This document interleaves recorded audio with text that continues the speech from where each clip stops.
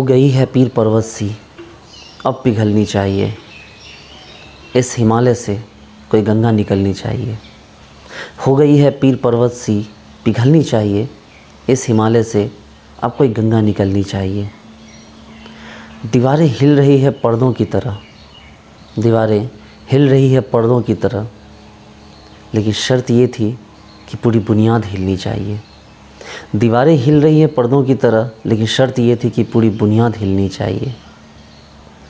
सिर्फ हंगामा करना मेरा मकसद नहीं, सिर्फ हंगामा करना मेरा मकसद नहीं। कोशिश ये है कि ये सूरत बदलनी चाहिए। सिर्फ हंगामा करना मेरा मकसद नहीं, कोशिश ये है कि ये सूरत बदलनी चाहिए। मेरे सीने में नहीं तो तेरे सीने में सही, मेरे सीने में नहीं तो तेरे सीने में सही। हो आग कहीं भी ये आग जलनी चाहिए, हो आग कहीं भी ये आग जलनी चाहिए। हेलो डियर फ्रेंड्स, मैं पीके सिद्धांत स्वागत करता हूं आपका अपने channel CSIR and JAM chemistry by Siddhant पे। जैसा कि आप लोग देख चुके हैं कि आज का जो टॉपिक है, आज का जो मैटर ऑफ डिस्कशन है वो ये है कि कैसे चीज़ों को याद किया जाए, कैसे एक एफिशिएंट वे निकाला जाए जिससे कि कोई भी टॉपिक इजी वे में याद हो सके। उससे पहले मैंने आपको ये दुष्यंत कुमार की ये कविता सुनाई। इस कविता को उन्होंने देश के संदर्भ में लिखा था, लेकिन मैं आपको चाहूँगा कि इस कविता को आप अपने छात्र जीवन के संदर्भ में लें और इस कविता को दोबारा से सुने। क्या कहा उन्होंने? उन्होंने कहा कि हो गई पीर पर्वत सी, अब पिघलनी चाहिए। आपके जीवन में बहुत दुख आ चुके, आपके जीवन में बहुत कुछ आपने झेला, दुख, अपमान, परेशानियाँ, तनाव, लोगों के ताने, सब कुछ आपने झेला। बस अब बहुत हुआ, पिघलनी चाहिए। इस हिमालय से कोई गंगा निकलनी चाहिए। और जो आपके जीवन का जो एक पहाड़ था, उस पहाड़ को फोड़ के वहाँ से एक गंगा निकलनी चाहिए। गंगा हमेशा जो होती लोगों के कल्याण के लिए जानी जाती है, वो गंगा निकलनी चाहिए जो आपका और आपके समाज का, आपके परिवार का कल्याण करे, आपका समाज में नाम ऊँचा करे। उसके बाद अगली लाइन है, हिल रही दीवारें पर्दों सी। बुनियाद ये थी, शर्त ये थी कि बुनियाद हिलनी चाहिए। कि आपने अभी तक जो मेहनत की है उससे तो सिर्फ दीवारों को आपने पर्दे की तरह हिलाया है, इससे काम नहीं चलेगा। शर्त ये है कि बुनियाद हिलनी चाहिए। शर्त ये है कि सबको आपको हिला कर रख देना है, पूरी बुनियाद को हिला देना, आसपास सब कुछ, कि आप में इतनी एफिशिएंसी, आप में इतनी पावर है कि आप लाइफ में जो चाहोगे वो बन सकते हैं। ये बुनियाद हिल जानी चाहिए लोगों की सोच की। सिर्फ हंगामा खड़ा करना मेरा मकसद नहीं। ज़रूरी नहीं कि आप जो कर रहे हैं वो बहुत ज़्यादा शोर शराबा किया जाए। जो आपको करना है, जो आपके सपने हैं, उसके लिए बहुत ज़्यादा लोगों को बताया जाए। हंगामा खड़ा करना मकसद नहीं है। मकसद ये है कि ये सूरत बदलनी चाहिए। मकसद ये है कि जिस स्थिति में आप हो, जिस सिचुएशन में आप हो, आपके माँ बाप हैं, आपकी पूरी फैमिली, उस सिचुएशन से आपको बाहर निकलना है। ठीक है, उस सिचुएशन से आपको आगे जाना है। और अगली लाइन क्या है इसकी? अगली लाइन तो और भी अच्छी है कि तेरे सीने में, मेरे सीने में न सही तेरे सीने में, मेरे सीने में नहीं तेरे सीने में सही। हो आग कहीं भी ये आग जलनी चाहिए। ये जो सफलता की आग है ना, ये सफलता की आग को तो सीने में जलाना होगा। उस जुनून को, उस पागलपन को आपको अपने अंदर जगाना होगा। उस पढ़ाई के लिए उस पागलपन को जगाना होगा आपको अपने अंदर, कि भाई कुछ नहीं, मेरे लिए कुछ नहीं है। कोई मर भी जाए तब भी मेरी पढ़ाई डिस्टर्ब नहीं होगी। कितनी भी बड़ी पार्टी हो, फंक्शन हो, कितनी भी ज़्यादा कुछ भी हो, कोई भी ओकेज़न हो, कोई भी इवेंट हो, मैं अपनी पढ़ाई से कॉम्प्रोमाइज़ नहीं करूँगा। जिस दिन ये फीलिंग आपके अंदर आने लगी ना बच्चे लोग, उस दिन से आपको पढ़ने का एक जुनून मिलना शुरू हो जाएगा। फिर आपको कोई नहीं रोक पाएगा। खैर, आपको पढ़ने और सीखने का मैंने सबसे बेस्ट तरीका, इंडिया का सबसे बेस्ट तरीका मैंने बता रखा है कि किस तरह से आप सेल्फ असेसमेंट और टाइम असेसमेंट कर सकते हैं। टाइम मैनेजमेंट के साथ सेल्फ असेसमेंट, उसकी वीडियो मैंने बना के डाली। किस तरह से ग्राफिकली आपको अपनी पढ़ाई को जो है अंडरलाइन करना है, उसको नोट करना है, और बहुत ही ईजी वे है। आप उस वीडियो को ज़रूर देखिए, उसका डिस्क्रिप्शन बॉक्स में मैंने लिंक दे दिया है, आप उसको ज़रूर से ज़रूर देखिए। ठीक है, वो और उसको पालन कीजिए, उसको फॉलो कीजिए। मैं आपको गारंटी देता हूँ कि वो आपकी लाइफ को बदल कर रख देगा। खैर, हम अपनी बात पे वापस आते हैं। मैं जो आपको सिखाने वाला था, मैंने आपको सिखाने वाला था कि याद कैसे किया जाए। ठीक है, मैं आपको सिखाने वाला था फोटोग्राफिक टेक्निक के बारे में। फोटोग्राफिक टेक्निक क्या होती है, ठीक है, या फोटोक्रोमिक टेक्निक कहते हैं, फ़ोटो इमेज टेक्निक कहते हैं, कई सारे नाम हैं इसके। ये टेक्निक क्या है, तो एक बात सोचो, सपोज़ करो कि हम किसी पर्सन को बहुत लाइक करते हैं, ठीक है, सपोज़ करो हम किसी पर्सन को बहुत लाइक करते हैं, चाहे हमारे माँ बाप हों, चाहे हमारे दोस्त हों, कोई ऐसा पर्टिकुलर पर्सन है जिसे हम बहुत लाइक करते हैं, जिसे हम बहुत पसंद करते हैं, ठीक है, लेकिन हम उसे 2-3 साल से नहीं मिले हैं, या 2-3 साल से हम उनसे घर से दूर हैं, या अपने प्रियजन से दूर हैं, या जिसे हम बहुत मानते हैं, जिसे बहुत प्यार करते हैं, उनसे हमने बहुत दिनों से दूरी बना रखी है, हम काफ़ी दिनों से दूर हैं, तो क्या उनका चेहरा हमारे दिमाग से मिट जाएगा? क्या उनकी जो इमेज है वो हमारे दिमाग से मिट जाएगी? मुझे नहीं लगता है। पता है क्यों नहीं मिटेगी? क्योंकि हम उन्हें आंखें बंद करके सोचते हैं। हम जिसे अपना मानते हैं, जो हमारे अपने होते हैं, हम आंखें बंद करते हैं, उसके बारे में सोचते हैं। हम घर से दूर हो तो आंखें बंद करके अपनी मम्मी को देखते हैं, पापा को देखते हैं, भाई को देखते हैं, बहन को देखते हैं, अपने दोस्तों को देखते हैं, ऐसे लोगों को देखते हैं जिसको हम बहुत प्यार करते हैं, जो हमारे लिए बहुत इंपॉर्टेंट है, हम उन्हें भी आंख बंद करके देखते हैं। और यही जो इमेजिनेशन है वो बिना कुछ किए उन्हें हमारे दिमाग में ज़िंदा रखता है।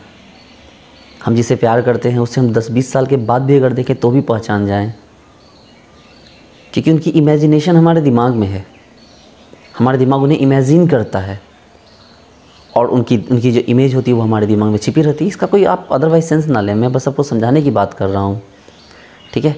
मैं उस बारे में बात करता हूँ जिस पैटर्न पे आपका दिमाग काम करता है। तो इसका मतलब ये है कि आपको जो आपने जो पढ़ाई कर रहे हैं, ठीक है, आप जो पढ़ाई कर रहे हैं, एक्चुअली मेरी बात एक अभी हरियाणा के मेरे फ्रेंड से हुई, तो वो ना बोल रही थी कि मैं जा रहा था, मैं खा रहा था, तो मतलब थोड़ा सा ना ऑकवर्ड लगता है मुझे, तो इसलिए मेरे भी मुंह से इस तरह की टंग स्लिप हो गई। तो मैं क्या बोल रहा था कि जब हम सब्जेक्ट की बात करते हैं तो उस सब्जेक्ट को हम इस तरह याद क्यों नहीं रख पाते, ठीक है, जो हमारा टॉपिक होता है, जो हमारा सब्जेक्ट होता है, हम उसे इस तरह से याद क्यों नहीं रख पाते? क्योंकि हम उसे इमेजिन नहीं करते। लेकिन याद कीजिए, जब आप लोग छोटे बच्चे थे, क्लास 10 तक में, जब आप लोग बहुत ज़्यादा पढ़ा करते थे क्लास 10 में, और एक ही चीज़ को बार बार पढ़ा करते, उसमें याद है आपको नींद में भी सपने आया करते होंगे। मुझे तो मैथमेटिक्स से सपने आ जाया करते थे कि कोई क्वेश्चन सॉल्व कर रहा हूँ, सब्जेक्ट रिलेटेड सपने आ जाते थे, क्योंकि मैं उसके बारे में बहुत ज़्यादा सोचता था। असल में कमी इस चीज़ की हो रखी है कि आप सब्जेक्ट को पढ़ते हो, लिखते हो, सोचते नहीं। अरे भाई, सोचना भी तो एक पार्ट है पढ़ने का। अच्छा बताओ, 3 चीज़ें होती है, लिखना, पहले तो पढ़ना, फिर लिखना, और ये सोचना। तो रीडिंग करना, कॉपी में नोट करना, और तीसरा थिंक करना। और जो सबसे नेसेसरी पार्ट है थिंक करना, आप उसको छोड़ देते हो, आप सोचते ही नहीं हो सब्जेक्ट के बारे में। अब आप बोलोगे सर कि क्या सर कैसे सोचा जाए? तो सोचा जाए ना, आप जैसे कोई टॉपिक पढ़ रहे हैं, ठीक है, तो टॉपिक पढ़ने के बाद आराम से बैठ जाइए 5 मिनट, सपने देखने के लिए मत सोइए, आँख मत बंद कीजिए सपने देखने के लिए, आंखें बंद कीजिए इमेजिन करने के लिए। जैसे आप कोई टॉपिक पढ़ रहे हो, जैसे अपने केमिकल काइनेटिक्स पढ़ रहे हो, सपोज़ करो जो केमिकल काइनेटिक्स पढ़ रहे हो, आप सोचो अच्छा सर आपने बताया था कि जो रिएक्शन होता है ना सर, रिएक्शन 3 तरह के होते हैं सर, ठीक है, very fast, very slow, moderate. Sir very fast उस टाइप का रिएक्शन होता है सर जो बहुत तेज़ी से हो जाता है। सर इस टाइप की रिएक्शन की स्टडी इसलिए नहीं हो सकती सर क्योंकि ये रिएक्शन मतलब प्रैक्टिकली नहीं है। फिर आंखें बंद करो, सोचो सर आपने बताया वेरी स्लो रिएक्शन, सर बहुत धीरे धीरे हो रहा है, सोच पा रहा हूँ सर बहुत धीरे धीरे हो रहा है, सर इसको भी हम क्या कंसीडर करें? फिर आंखें बंद करो, सोचो सर कि अब आपने बताया मॉडरेट रिएक्शन, अच्छा सर ये रिएक्शन जो रहा दिमाग में चल रहा है, मतलब ये इसी स्पीड से आगे बढ़ रहा है, 2 मिनट 3 मिनट में हो जा रहा है। फिर आप सोचो सर आपने बताया, अब जो है अब आप बात कर रहे हो कि आपने बोला कि रेट लॉ की बात कर रहे हो कि रेट लॉ में आपने बताया कि सर रिएक्शन का जो रेट होता है वो रिएक्टेंट के कंसंट्रेशन, ठीक है, के डायरेक्टली प्रोपोर्शनल होता है, मतलब product of concentration of reactant के डायरेक्टली प्रोपोर्शनल होता है। और जो पावर होता है वो क्या होता है, वो पावर का जो समेसन होता है वो ऑर्डर होता है। अब आप मन में सोचा अच्छा सर आपने बताया कि जो रिएक्शन का रेट है ना सर वो रिएक्टेंट के कंसंट्रेशन के डायरेक्टली होता है। इसका मतलब सही बात है सर कि रिएक्टेंट अगर घटेगा या बढ़ेगा सर, ज़्यादा होगा कम होगा, तो उससे तो रिएक्शन का रेट प्रभावित होगा, है ना। अब मान लो रिएक्शन का रेट है वो फास्ट हो रहा है या स्लो हो रहा है, वो तो इस बात पर डिपेंड कर रहा है सर रिएक्टेंट कितना, सोचो इस बारे में। फिर सोचो अच्छा सर क्या प्रोडक्ट पे डिपेंड करना चाहिए रिएक्शन का रेट? ना सर प्रोडक्ट पे क्यों करे, प्रोडक्ट तो बन रहा है सर, जो बन रहा है उससे क्या मतलब, जो बन रहा है उससे क्या मतलब, हमारा जो रिएक्शन का रेट है वो तो इस बात पे है कि भाई क्या खप रहा है। अब फिर सोचोगे अच्छा सर आपने बताया कि ऑर्डर के बारे में, सर ऑर्डर जो है ना क्या है सर, तो फिर सोचा अच्छा सर ऑर्डर जो है ना वो ये है कि जो पावर ऑर्डर का मतलब कंसंट्रेशन का जो पावर होता है ना सर, जो मतलब ये है कि भाई कंसंट्रेशन को जितना गुना बढ़ाएंगे उसका उतना पावर होकर वो उतना टाइम रेट बढ़ जाएगा। सोचो, इमेजिन करो, जब आप ऑर्गेनिक केमिस्ट्री पढ़ते हो, ठीक है, मान लो आप ग्रिग्नार्ड रिएजेंट का पोर्शन पढ़ रहे हो, आप सोचो जब ग्रिग्नार्ड रिएजेंट पढ़ रहे हो, मतलब RMGX से स्टार्ट किया आपने, सोचिए सर RMGX है सर R पे माइनस है सर, एल्काइल ग्रुप पे माइनस है, एल्काइल ग्रुप पे माइनस है तो सर वो बहुत बल्की हो गया सर, अब ये इलेक्ट्रॉन देने के लिए रेडी है सर। अब इलेक्ट्रॉन देगा तो कहाँ देगा sir, C double bond O के नीचे सर प्लस चार्ज आ रहा है, ये देखिए सर तो जब ये अटैक करेगा ना सर, ये माइनस यहाँ प्लस के नीचे अटैक करेगा, इस बॉन्ड को ऊपर खोल देगा। सोच लो, अगर आपको लग रहा है कि ये बहुत टफ है, ये जो मैं बता रहा हूँ बहुत टफ है, तो डियर स्टूडेंट्स ये प्रैक्टिकल बात है।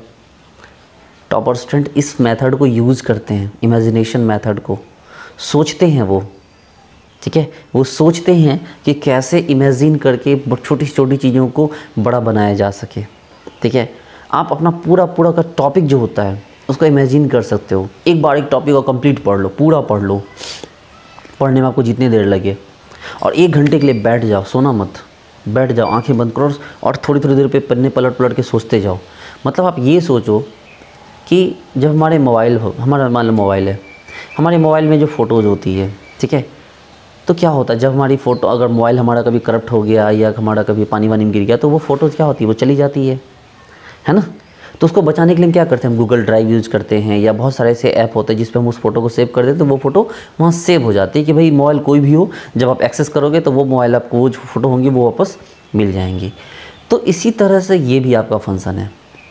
आप कॉपी में नोट करते हो, रीडिंग देते हो, रीड की हुई चीज़ें 2-4-5 दिन में भूल जाओगे, कॉपी में लिखी चीज़ें किसी दिन बारिश होगी, पानी गिर गया, किसी दिन आग लग गई, वो बह जाएगा। तो आप उसको हार्ड ड्राइव में कैसे सेव करोगे भाई, कौन से इंटरनेट वाले हार्ड ड्राइव पे सेव करोगे, तो उसको आपको इमेजिन करना होगा, आंखें बंद करके सोचना होगा, फिर वो चीज़ें ऑटोमेटिक आपके दिमाग के उस पार्ट में सेव हो जाएंगी जो आपके लिखने या पढ़ने से रिलेट नहीं करता। अब आप बोलोगे सर ये पॉसिबल है क्या, मतलब बिल्कुल पॉसिबल है। और एक ग्रेट सब्जेक्ट में कमांड होने के लिए ज़रूरी है कि आप सोचना शुरू करो। एक नॉर्मल स्टूडेंट एक टीचर की तरह क्यों नहीं बन पाता, कभी सोचा है? एक टीचर को सारी चीज़ें याद होती है, एक स्टूडेंट को चीज़ें याद नहीं होती। मतलब आप 6 महीने छोड़ दो भूल जाओगे, टीचर लंबे समय तक भी नहीं भूलता, क्योंकि वो बार बार उसको पढ़ाता है तो इमेजिन करता है। अब आप एक टीचर की, अब मान लो किसी टीचर ने 10 साल पढ़ा रखा है, उसकी बराबरी तो आप 6 महीने में नहीं कर सकते ना, लेकिन इमेजिन करने की कोशिश तो कर सकते हो। इमेजिन करना बहुत ज़रूरी है। आप किसी सिचुएशन में फंस गए हो, बैठो, इमेजिन करो, आगे सोचो, पीछे सोचो, भविष्य सोचो कि आप जो कर रहे हो उसका क्या असर होगा, क्या उसके इम्पैक्ट होंगे, तो तुरंत आपको रिजल्ट आना शुरू हो जाएगा, आपके दिमाग में रिजल्ट बनने लगेगा, नहीं यहाँ ऐसे हो जाएगा, वहाँ ऐसे हो जाएगा, ये मिस्टेक है, वो मिस्टेक है, और तुरंत आपको समझ में आ जाएगा कि कहाँ आप गलती कर रहे थे, आपको क्या करना है, क्या नहीं करना है। तो डियर स्टूडेंट्स, ये जो वीडियो था, छोटा सा वीडियो था, लेकिन मुझे लगता है कि बहुत इंपॉर्टेंट वीडियो है ये, कि आपकी इमेजिनेशन की पावर को बढ़ाने के लिए। तो उम्मीद करता हूँ कि आपको ये बात समझ में आई होगी, ठीक है। आप लोग इसे कंटिन्यू भी करेंगे, तो ठीक है डियर स्टूडेंट्स, मिलते हैं नेक्स्ट वीडियो में। Thank you so much, bye.